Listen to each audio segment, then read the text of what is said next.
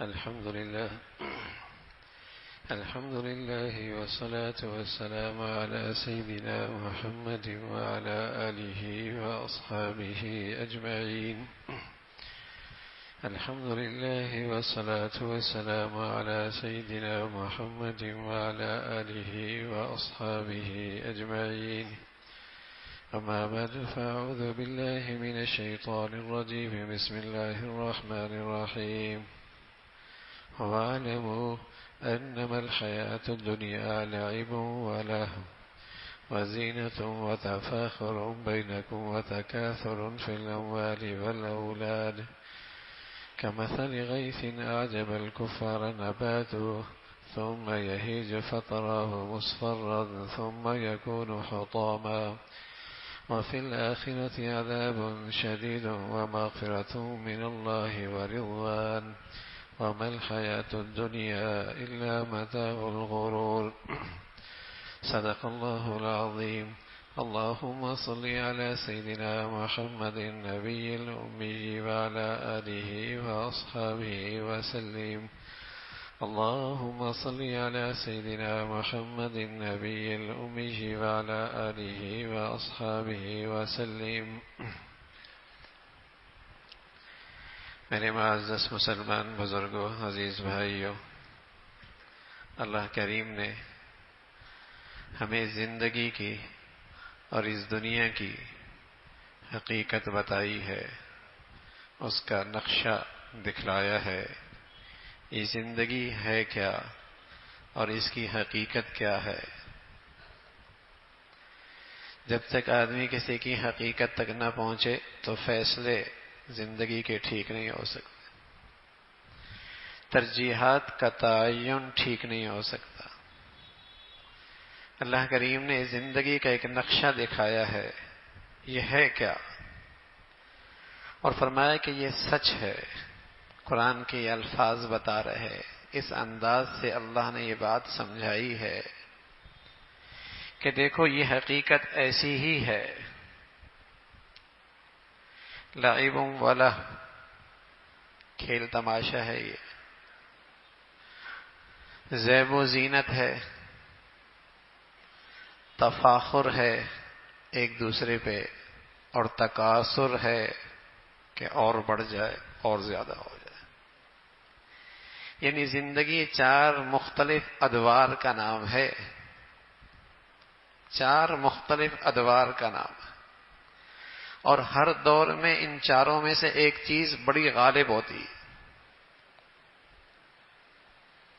ایک تو وہ بچپنا ہے نا، جس کا ذکر قرآن نے نہیں کیا، کہ پیدا ہوا، اس کا شعور بھی نہیں ہوتا، اس کی عقل بھی کام نہیں کر رہی ہوتی، ہاتھ پاؤں اعضاء ہوتے ہیں لیکن اپنے نفع کی چیز نہ اٹھا سکتا ہے نہ کھا سکتا ہے. ہاں، اللہ نے اپنے قدرت سے اسے ایک چیز سکھائی ہے کہ ماں کی چھاتی سے دودھ کیسے کھینچنا ہے، بس.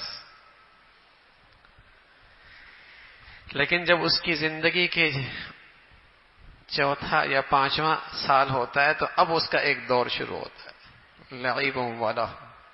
اب وہ کھیل کود اس کی زندگی کا مقصد ہوتا ہے.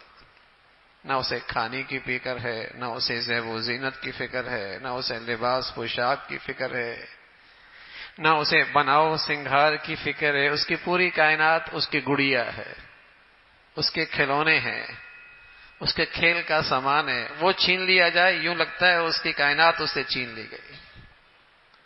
یہ ایک دور آتا ہے لعب ولو. ویسے یہ دور تو ویسی کھلنڈروں کا دور ہے، ہر عمر میں لوگ کھیل رہے ہوتے، لیکن اس عمر کے اندر کھیل غالب ہوتی ہے، اور یہی اس بچے کی زندگی کا محور اور مرکزی زندگی کا نقطہ ہوتا ہے. پھر ایک دور آتا ہے وزینہ، زیب و زینت. اسے اس کی پرواہ نہیں ہوتی کہ ابا کہاں سے لائیں گے، کتنا پیسہ لگے گا، کیسے یہ چیز پوری ہوگی. وہ کہتا نہیں، یہ چیز ایسی اچھی ہونی چاہیے. زیب و زینت کی فکر اسے کھائی جا رہی ہوتی. پھر ایک دور شروع ہوتا ہے جب اس کی جیب میں کچھ پیسے آتے ہیں، کچھ عہدہ ملتا ہے، کچھ عقل میں پختگی آتی ہے، کچھ تعلقات بڑھتے ہیں، تفاخر، اپنے ہم حسروں میں نمایاں رہنا چاہتا ہے، وہ فخر کرتا ہے اپنے عہدے پہ، اپنی نسبت پہ، اپنی قوم پہ، اپنی برادری پہ، اپنے عہدوں پر، اپنے وسائل پر فخر کر رہا ہو۔ پھر چوتھا دور آتا ہے وتکاثر، کثرت، حرص مال کی۔ یہ ایسی مرض ہے کہ یہ موت تک ساتھ چمٹی رہتی ہے۔ اللہ کے نبی صلی اللہ علیہ وسلم فرمایا کرتے تھے آدمی بوڑھا تو ہو جاتا ہے، اعصاب تو کمزور ہو جاتے ہیں، لیکن اس کی حرص و ہوس اور جوان ہو جاتی ہے۔ الہاکم التکاثر حتی زرتم المقابر، اور ہو جائے، یہ حرص اسے ایسے غافل رکھتی ہے کہ ہوش تب آتا ہے جب قبر میں پہنچتا ہے۔ یہ بیماری اور یہ مرض موت تک ساتھ نہیں چھوڑتا۔ تو لہو لعب کا دور، زیب و زینت کا دور، تفاخر کا دور، تکاثر کا دور، یہ چار دور ہیں زندگی کا، یہ ایک زندگی ہے۔ فرمایا ان کی حقیقت کیا ہے؟ کمثل غیث اعجب الکفار نباتہ ثم یہیج فتراه مصفرا ثم یکون حطاما۔ اس کی مثال اس میںھ کی سی ہے، اس بارش کی سی ہے کہ جیسے بارش کے اس موقع پہ کاشتکار کو اپنی کھیتی بڑی اچھی لگتی ہے، پھر وہ سوکھنے لگتی ہے، پھر وہ زرد ہو جاتی ہے، پھر وہ ریزہ ریزہ ہو جاتی ہے، اور پھر اس کا نام و نشان مٹ جاتا ہے۔ یہ پیدا ہوتا ہے، پھلتا پھولتا ہے، جوان ہوتا ہے، میں ایسا اور میں ویسا، اور یہ نام کمایا اور وہ اسٹیٹس حاصل کیا، پھر موت آ جاتی ہے، پھر جنازہ ہوتا ہے، پھر دنیا قبر میں چھوڑ کے آتی ہے، اور ایک دن ہوتا ہے دنیا کی زبانوں سے یہ غائب ہی ہو جاتا ہے، کوئی تھا۔ کمثل غیث اعجب الکفار نباتہ ثم یہیج فتراه مصفرا ثم یکون حطاما۔ یہ تو اس زندگی کی حقیقت ہے۔ فرمایا وما الحیات الدنیا الا متاع الغرور، یہ صرف دھوکے کا سامان ہے، یہ صرف دھوکے کا سامان ہے جس پر تم نے اپنی ساری صلاحیتیں رکھی ہیں، جسے تم نے اپنی زندگی کا محور اور مرکز اور مقصد بنا رکھا ہے۔ یہ تو ایک وسیلہ ہے، یہ تو ایک گزرگاہ ہے، یہ تو ایک راستہ ہے۔ حقیقت میں تو یہ ایک وسیلہ ہے، یہ گزرگاہ ہے، یہ ایک راستہ ہے۔ مقصد کیا ہے؟ مقصد کیا ہے؟ مقصد تو آگے ہے بھائی، جہنم کی آگ سے بچ جاؤں، جنت اور اللہ کی رضا مل جائے، یہ میرا مقصد ہے۔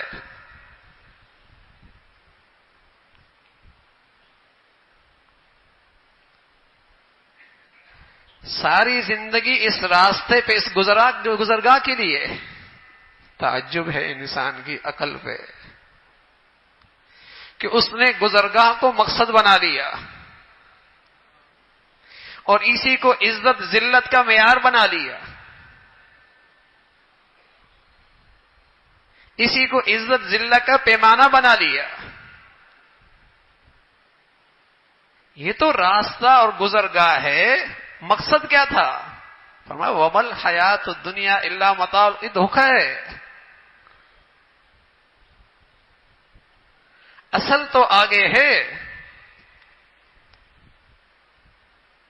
وفی الآخرۃ عذاب شدید ومغفرۃ من اللہ ورضوان۔ اب دیکھنا یہ ہے کہ اس راستے، اس گزرگاہ سے گزر کر جب تم آگے جا رہے ہو، جو ایک زندگی ہے جو نہ ختم ہونے والی ہے، جو کامل زندگی ہے، جو حقیقی زندگی ہے، جو 100 سال کی نہیں، 1000 سال کی نہیں، لاکھ اور کروڑ سال کی نہیں، لا منتہا، جس کی کوئی انتہا نہیں، زندگی تو وہ ہے اب کوئی آدمی اس محدود زندگی کے لیے زندگی گزارے اور ایک نہ ختم ہونے والی زندگی کو اپنی زندگی کا محور اور مرکز بنائے، بتاؤ عقل مند کون ہے؟ رسول اللہ صلی اللہ علیہ وسلم کی خدمت میں چند نوجوان آئے اور کہنے لگے یا رسول اللہ من ایکس الناس واعظم الناس، کون لوگ عقل مند ہیں اور دور اندیش، سمجھدار، روشن خیال، دور اندیش قسم کے لوگ ہیں کون؟ حسن بصری رحمۃ اللہ علیہ فرمانے لگے اگر کوئی آدمی نظر مانے کہ میں چند عقل مند لوگوں کو کھانا کھلاؤں گا، اگر میرا یہ کام ہو گیا، میں عقل مند لوگوں کو کھانا کھلاؤں گا اگر میرا یہ کام ہو گیا، تو اب عقل مندوں کا معیار کیا ہے؟ کیسے تلاش کرے گا عقل مند لوگوں کو؟ اس لیے کہ اب تو ہر آدمی اپنے آپ کو عقل کل کہتا ہے، میں ہی سب سے زیادہ سمجھدار ہوں۔ تو فرمایا اس کی نظر کیسے پوری ہوگی؟ تو فرمایا رسول اللہ صلی اللہ علیہ وسلم کے اس ارشاد کے مطابق جو آ رہا ہے، ایسے لوگ عقل مند ہیں اور ان کو کھلانے سے اس کی نظر پوری ہوگی۔ آپ علیہ الصلوۃ والسلام سے پوچھا کہ یا رسول اللہ عقل مند لوگ، دور اندیش، سمجھدار، روشن خیال کون لوگ ہیں؟ تو پیارے رسول صلی اللہ علیہ وسلم فرمانے لگے اکثرہم ذکرا للموت، اکثرہم استعدادا للموت، ذہبوا بشرف الدنیا وکرامت الآخرہ۔ عزت والے، کامیاب، دور اندیش، عقل مند لوگ وہ ہیں جو اس گزرگاہ سے فائدہ اٹھاتے ہیں، جو اس وسیلے سے، جو اللہ نے تھوڑی سی زندگی دی ہے، اس وسیلے سے فائدہ اٹھاتے ہیں، جو اس گزرگاہ سے فائدہ اٹھاتے ہیں۔ اماں کے پیٹ میں تھے نا، اب اگر دنیا کے اس جہان میں گزرگاہ میں آئے، جو اس سے فائدہ اٹھاتے ہیں۔ اور کیا فائدہ اٹھاتے ہیں؟ فرمایا رسول اللہ صلی اللہ علیہ وسلم فرمایا اس وسیلے سے اور اس گزرگاہ سے یہ فائدہ اٹھاتے ہیں کہ کھربوں سال جو زندگی آنے والی ہے اس کی تیاری کی فکر کرتے ہیں، اس کے لیے کمائی کرتے ہیں۔ یہ ہیں عقل مند لوگ۔ پھر آپ علیہ الصلوۃ والسلام فرمانے لگے دنیا میں بھی عزت انہوں کے لیے اور آخرت کے اندر بھی عزت کا تاج انہی کے سروں پہ۔ رسول اللہ صلی اللہ علیہ وسلم فرمانے لگے یہ عقل مند لوگ ہیں، دنیا کی عزت بھی انہی کے لیے، آخرت میں عزت کا تاج بھی انہی کے سروں پر۔ اور سچ ہے میرے عزیزو، جو سکون، جو چین، جو اطمینان اس شخص کو نصیب ہوتا ہے جو اس گزرگاہ کو اپنی آخرت کا ایک وسیلہ سمجھتا، دنیا پرست تو اس کو اس کی ہوا بھی نہیں لگی، دنیا پرست کو تو اس کی ہوا بھی نہیں لگتی کہ سکون ہوتا کیا ہے، چین نام کس کا ہے، اطمینان ہے کیا چیز، دل کی کلیجی کی ٹھنڈک کیا چیز ہے، اس کو تو اس کی ہوا بھی نہیں لگتی۔ یہ اطمینان، یہ سکون، یہ اندر کا جسے کہیں کہ اندر کی ٹھنڈک، یہ تو اس خوش نصیب کو ملتی ہے جو اس گزرگاہ کو آخرت کی تیاری میں لگا رہا ہوتا ہے۔ اور میں نہیں کہہ رہا، یہ رسول اللہ صلی اللہ علیہ وسلم نے بتایا، یہ اللہ کے نبی صلی اللہ علیہ وسلم نے بتایا ہے من جعل ہمہ ہم الآخرہ کفاہ اللہ ہم دنیا۔ وہ شخص نہیں مایوس ہوتا اس گزرگاہ میں، وہ شخص نہیں مایوس ہوتا اس گزرگاہ میں، وہ شخص نہیں ڈپریشن میں جاتا اس گزرگاہ میں، وہ آدمی نہیں ڈپریشن میں جاتا اس گزرگاہ میں، وہ آدمی ہمیشہ بے چین اور بے سکون نہیں رہتا اس گزرگاہ میں، جسے اللہ رب العزت نے آخرت کی فکر اور آخرت کی تیاری کی سعادت نصیب فرمائی، فرمایا اللہ اسے دنیا کے سارے غموں فکروں سے نجات نصیب فرما دیتا، دنیا کے سارے غموں فکروں سے نجات نصیب فرماتا۔ لیکن اگر صبح سے لے کر شام تک اس گزرگاہ کی فکر لگی رہے، بتائیے اس کو بھی سکون مل سکتا ہے؟ یہ تو لاکھوں میں کھیل رہا ہوتا ہے، کروڑوں میں کھیل رہا ہوتا ہے، اربوں میں کھیل رہا ہوتا ہے، لیکن اندر ہرس و ہوس کی آگ نے اس کی راتوں کی نیندوں کو اڑا رکھا ہوتا ہے، زندگی کی سکون سے بہت دور کر دیا ہوتا ہے۔ ایسا خوف، ایسی مایوسی، ایسی بے اطمینانی، رسول اللہ صلی اللہ علیہ وسلم فرمان لگے جو اس گزرگاہ کی حقیقت سمجھے نا، اس دنیا کی حقیقت کیا ہے؟ اگر اس کی حقیقت ہی نہیں سمجھا تو پھر تو دھوکے بھی رہے گا اور دھوکہ کھاتا ہی رہے گا، بھٹکتا ہی رہے گا، اور راہ بھٹکنے والا کبھی سکون سے نہیں سفر کر رہا ہوتا. راہ بھٹکنے والا کبھی سکون سے سفر نہیں کرتا. وَمَا الْحَيَاةُ الدُّنْيَا إِلَّا مَتَاعٌ. اے اللہ میاں، اتنی بڑی یہ دنیا بنائی کیوں ہے؟ اس امتحان میں ڈالا کیوں ہے؟ فرمایا سابقوا إِلَى مَغْفِرَةٍ مِّن رَبِّكُمْ وَجَنَّةٍ أَرْضُهَا كَأَرْضِ السَّمَاءِ وَالْأَرْضِ. یہ اس لیے بنائیے، کون اس میدان میں ایک دوسرے سے آگے بڑھتا ہے اور اس حقیقی زندگی کے لیے جو اللہ کی رضا کا سب سے بڑا نقشہ ہے، جنت، جس کی ساری صرف چوڑائی اتنی ہے جتنی زمین و آسمان کی. ماہر فلکیات آج تک نہیں بتا سکے کہ آسمان کی چوڑائی کتنی ہے، لمبائی کتنی ہے. زمین کے بارے میں تو ان کا دعویٰ ہے لیکن آسمان کے بارے میں نہیں بتا سکے. فرمایا صرف چوڑائی اتنی ہے جتنی زمین و آسمان کی وسعت، وہ زندگی ہے. تو جس خوش نصیب کو اس زندگی کی حقیقت سمجھ میں آ جائے اور اسے وسیلہ سمجھے، اسے گزرگاہ سمجھے، اسے ایک راستہ سمجھے، تو میرے عزیزو، یہاں کچھ چلا جائے، یہاں کچھ نہ ملے، یہاں سے کچھ چلا جائے، یہاں اس کے ہاتھ سے کوئی چیز نکل جائے، وہ پریشان نہیں ہوتا. اس لیے کہ لانچ میں ہر چیز تھوڑی ملتی ہے، اسٹیشن پہ اور ایئرپورٹ پہ گزرگاہ میں ہر چیز تھوڑی ملا کرتی ہے، دوران سفر ہر چیز تھوڑی ملا کرتی ہے.